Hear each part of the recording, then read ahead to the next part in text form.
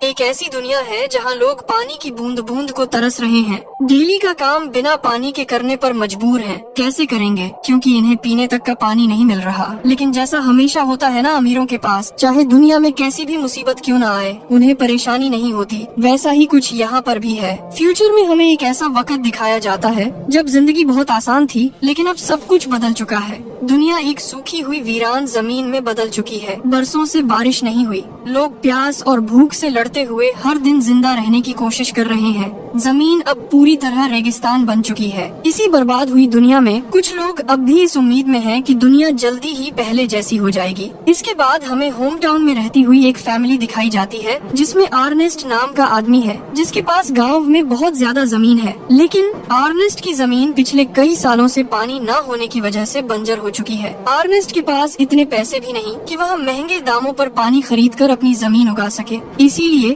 Ernest ने सरकार से भी कई बार रिक्वेस्ट की कि मेरी जमीन अभी इस काबिल है कि अगर उसे पानी मिले तो वह दोबारा से हरी भरी हो जाए। लेकिन कोई भी अर्नेस्ट की बात पर यकीन करने को राजी नहीं होता। इसीलिए अर्नेस्ट खुद ही अपनी जमीन पर पानी तलाश करने की कोशिश करता है। लेकिन कई दिनों की मेहनत के बाद भी अर्नेस्ट को वहाँ से पानी नहीं मिलता। अब तक तो अर्नेस्ट की पानी निकालने वाली मशीन भी खराब होने लग चुकी थी। एक दिन अर्नेस्ट की जमीन में पानी की मशीन चोरी करने के लिए दो चोर आते हैं। लेकिन अच्छी बात यह थी कि अर्नेस्ट को उन दोनों के बारे में पता चल चुका था। अर्नेस्ट भागता हुआ अपनी गन लाता है और उन दोनों पर तान देता है। चोरों को अपनी मौत सामने नजर आ रही थी, इसीलिए वह बहाना करने लगते हैं कि हम काफी दूर से आए हैं, इसीलिए हमें कुछ पानी की जरूरत है। अर्नेस्ट को उनकी हालत देखकर दोनों पर तरस आ जाता है, इसीलिए वह इन दोनों को पानी देने का सोचता है। लेकिन तभी वह लोग अपने पास रखी हुई गन निकाल लेते हैं। अर्नेस्ट बहुत गुस्से में आ जाता है और बिना कुछ सोचे समझे ही दोनों को शूट करके मार देता है। इसका मतलब है कि पानी की इतनी कमी हो चुकी है कि लोग पानी के लिए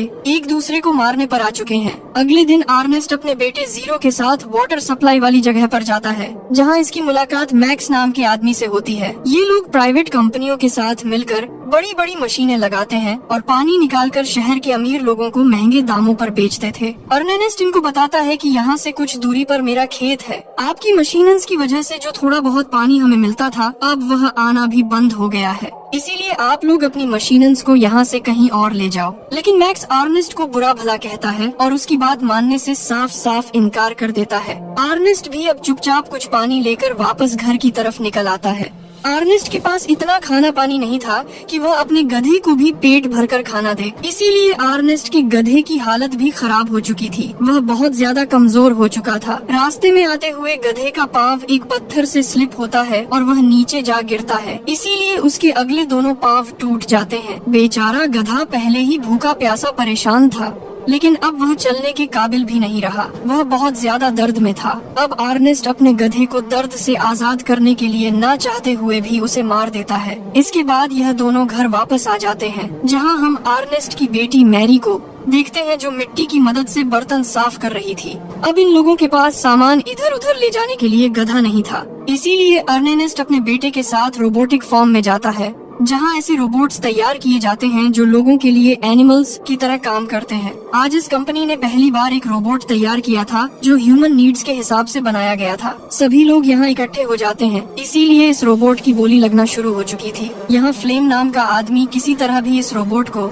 खरीदना चाहता था, लेकिन अर्नेस्ट फ्लेम से ज्यादा बोली लगाकर रोबोट को बाय कर लेता है, जिस बात का फ्लेम को बहुत गुस्सा था। इसके बाद अर्नेस्ट और जीरो अर्नेस्ट की वाइफ कर्लीन से मिलने एक हॉस्पिटल जाते हैं। अर्नेस्ट की वाइफ कुछ समय पहले एक्सीडेंट की वजह से बहुत ज्यादा बीमार हो गई थी, इसीलिए कर्लीन अब एक खास फ्रेम की मदद से ही जिंदा रह सकती है। अर्नेस्ट के पास इतने पैसे नहीं थे कि वह यह फ्रेम बाय करके अपनी वाइफ को घर ला सके, इसीलिए कार्लीन हॉस्पिटल में ही रहती है। कार्लीन से मिलने के बाद बाप बेटा घर की तरफ चल जाते हैं। रास्ते में इन दोनों को रूबी नाम का आदमी मिलता है, जो खाना पानी ना होने की वजह से बहुत ज्यादा परेशान था। उसके पास इतने पैसे नहीं थे कि वह अपने बच्चे को पाल सके, इसीलिए रूबी रोड पर अपने बेटे को सेल करने के लिए खड़ा था। अर्नेस्ट को जब पता चलता है तो वह रूबी को ऐसा करने से रोकता है। अर्नेस्ट रूबी को हौसला देता है और कहता है, तुमको ऐसा नहीं करना चाहिए। रूबी अर्नेस्ट को पहले से ही जानता है, इसलिए वह अर्नेस्ट को बताता है कि तुम्हारी बेटी मेरिका का किसी लड़के के साथ चक्कर चल रहा है, इसीलिए तुम्हें उसे कंट्रोल में रखना चाहिए। यह बात सुनकर अर्नेस्ट को रूबी पर बहुत गुस्सा आता है, इसीलिए वह चुपचाप घर चला आता है। अर्नेस्ट मेरी के पास जाकर उससे पूछता है और कहता है कि तुम्हें मुझसे पूछना चाहिए था, लेकिन मेरिका उससे कहती है कि मैं अपनी जिंदगी के फैसले खुद कर सकती हूँ,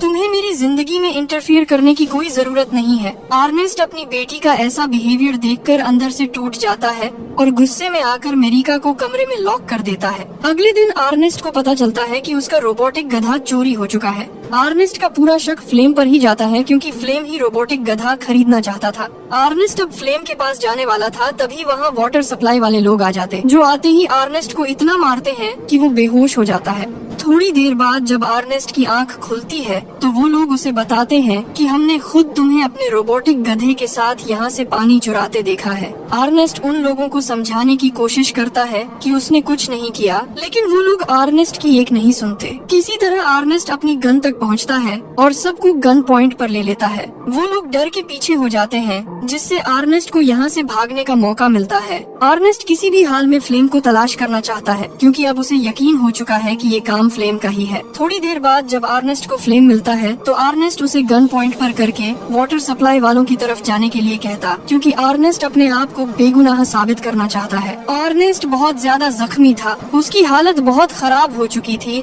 लेकिन फिर भी वह फ्लेम को बांधकर उन लोगों के पास ले जाने लगता है। फ्लेम अर्नेस्ट से कहता है कि हमारे पास बहुत ज्यादा पानी मौजूद है, तुम इस पानी में से कुछ पानी ले सकते हो, बाद में हम इस पानी को बेचकर अच्छे खासे पैसे बटोर लेंगे। अर्नेस्ट की हालत ऐसी नहीं थी कि वह पानी के बिना एक और कदम भी चल पाता, इसीलिए वह थोड़ा सा पानी पी लेता है, लेकिन वह पानी बेचना नहीं चाहता, क्योंकि सप्लायर्स के सामने अर्नेस्ट को अपने आप को बेगुनाह साबित करना है। लेकिन अर्नेस्ट के कदम लड़खड़ाने लगते हैं। फ्लाइंग के दिमाग में लालच आता है, इसीलिए वह एक पत्थर उठाकर अर्नेस्ट के सर पर दे मारता है। पत्थर लगते ही अर्नेस्ट नीचे गिरता है और वहीं पर उसकी मौत हो जाती है। फ्लैम वहाँ ऐसा सीन क्रिएट करता है जिससे सबको लगे कि अर्नेस्ट को उसके रोबोटिक गद्दे ने ही मारा है। इसके बाद फ्लैम अर्नेस्ट के घर जाता है, जहाँ वो मैरी से मिलता है। तब हमें पता चलता है कि फ्लैम वही लड़का है जिसे अर्नेस्ट की बेटी का चक्कर चल रहा था। मैरी फ्लैम से मिलकर बहुत खुश होती है। इधर हम जीरो को देखते हैं, जो अपने डैड के काफी देर तक घर न आने पर बहुत ज्यादा परेशान हो चुका था, इसीलिए वो डैड को ढूंढने के लिए चला जाता है। वहाँ उसे रोबोटिक गद्दा मिलता है, जिसके साथ कुछ वाटर बॉटल्स भी पड़ी हुई थी। यह बॉटल्स उसी वाटर सप्लायर की थी जिनके पास जीरो और अर्नेस्ट मूवी की शुरुआत में गए थे। जीरो को पता चल चुका था कि उसके डैड अब इस दुनिया में नहीं रहे। इसके बाद जीरो वो बॉटल्स लेकर सप्लायर के पास जाता है, तो उन्हें भी पता चल जाता है कि अर्नेस्ट ने उनकी बॉटल्स नहीं चुराई थी, क्योंकि अगर अर्नेस्ट बॉटल्स भरता तो बाकी की बॉटल्स भी वहीं पर होनी चाहिए थी। जीरो को भी लगता है कि उसके डैड को रोबोटिक गद्दे ने ही मारा है। घर आकर जीरो उसे तोड़ने की कोशिश कर रहा था, तभी वहाँ फ्लैम भी आ जाता है। फ्लैम जीरो के सामने अच्छा इंसान बनने की कोशिश करता है। वह जीरो को हौसला देता है और उसे झूठी तसल्ली देता है। जीरो भी फ्लैम की बातों में आ चुका था। एक दिन फ्लैम जीरो से कहता है कि मैं तुम्हारी बहन को पसंद करता हूँ, इसीलिए मैं उससे शादी करना चाहता हूँ। जीरो भी अब तक फ्लैम को एक्सेप्ट कर चुका था। फ्लैम का असली मकसद अर्नेस्ट की सारी जमीन पर कब्जा करना था, इसीलिए वह मेरी को झूठे प्यार का धोखा भी दे रहा था। फ्लैम अब उनकी खेत में फसल उगाना चाहता था, इसीलिए वह वाटर सप्लायर्स के पास जाकर कहता है कि मुझे इलीगली अपनी फसल उगाने के लिए पानी दो। जब मेरी फसल उगेगी तो हम दोनों आधे आधे पैसे रख लेंगे। सप्लायर को भी कंपनी से ज्यादा कुछ नहीं मिलता था, इसलिए वो बिना सोचे समझे ही फ्लेम की बात मान जाते हैं। अब फ्लैम को उसकी फसल उगाने के लिए बहुत सारा पानी दे दिया जाता है। फ्लैम फसल पर बहुत ज्यादा मेहनत करता है। जल्द ही उनकी जमीन में फसल उगना शुरू हो जाती है। फ्लैम और जीरो अपनी जमीन में फसल देखकर बहुत ज्यादा खुश थे। अब तो फ्लैम और मेरी शादी भी कर लेते हैं। फ्लैम अब अपनी जिंदगी में बहुत खुश था, उसकी लाइफ बहुत अच्छी चल रही थी। लेकिन एक दिन फ्लैम के पास बैंक से कुछ लोग आते हैं, जो फ्लैम को बताते हैं कि अर्नेस्ट ने अपने खेतों के लिए बैंक से लोन लिया था, लेकिन काफी समय गुजर जाने के बाद भी उसने अपना लोन अदा नहीं किया। अगर कुछ दिन तक लोन वापस न किया गया तो बैंक उसकी सारी जमीन पर कब्जा कर लेगा। फ्लेम को बैंकर्स की यह बात सुनकर बहुत ज्यादा गुस्सा आता है, क्योंकि उसने इन खेतों पर बहुत मेहनत की थी। वह किसी भी हाल में अपने खेत बचाना चाहता था। फ्लेम बहुत चालाक इंसान है, इसलिए वह रूबी के पास जाता है। रूबी बहुत गरीब है और आज से कुछ समय पहले वह गरीबी की वजह से अपना बच्चा बेच रहा था।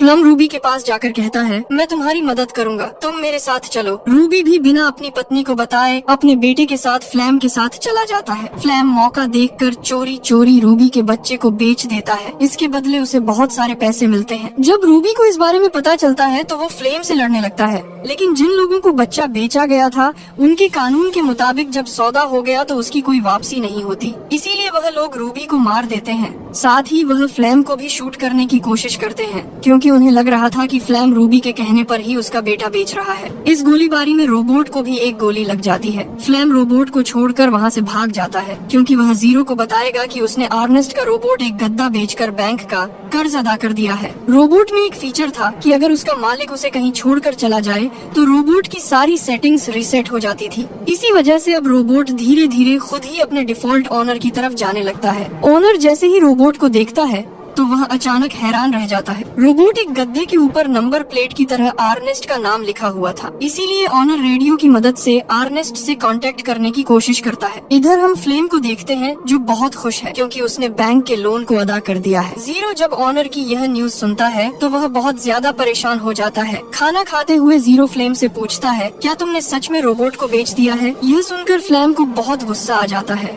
वह जीरो को बहुत बुरा भला कहता है। फ्लेम का ऐसा बर्ताव देखकर जीरो का शक और भी गहरा हो जाता है। अगले दिन जीरो उसी कंपनी में जाता है जहां से वो और उसके डैड ने रोबोटिक गद्दा खरीदा था। वहां जीरो की मुलाकात ओनर से होती है। तब तक ओनर ने रोबोटिक गद्दे को पूरी तरह ठीक कर दिया था। इसके साथ ही वह जीरो को एक खास बात बताता है। ओनर कहता है कि रोबोट अपनी मेमोरी में वीडियो रिकॉर्डिंग भी करता है। जीरो जैसे ही वह रिकॉर्डिंग देखता है उसे सच्चाई पता चल जाती है। असल में उसके डैड का कातिल कोई और नहीं बल्कि फ्लेम ही था। जीरो यह जानकर बहुत ज्यादा चौंक जाता है। इसके बाद वह घर आता है और फ्लेम से कहता है, हमारा रोबोट खुद ही घर वापस आ गया है, लेकिन तुमने तो कहा था कि तुमने उसे बेच दिया है। इस पर फ्लेम कोई जवाब नहीं देता। जीरो को फ्लेम पर बहुत गुस्सा था, लेकिन वह फिलहाल किसी अच्छे मौके की तलाश में था। जीरो फ्लेम से कहता है, तुम्हें रूबी अपने पास बुला रहा था। यह सुनकर फ्लेम बहुत ज्यादा घबरा जाता है क्योंकि रूबी तो पहले ही मर चुका था। अगले दिन फ्लेम को रूबी की तरफ से एक चिट्ठी मिलती है। चिट्ठी में रूबी लिखता है, मैं बहुत परेशान हूँ, इसीलिए मुझे तुम्हारी बहुत जरूरत है। रूबी ने एक वीरान जगह का पता चिट्ठी में लिखा था। अगले दिन फ्लेम अपने रोबोटिक गड्ढे के साथ रूबी द्वारा बताए हुए स्थान की तरफ जाने लगता है,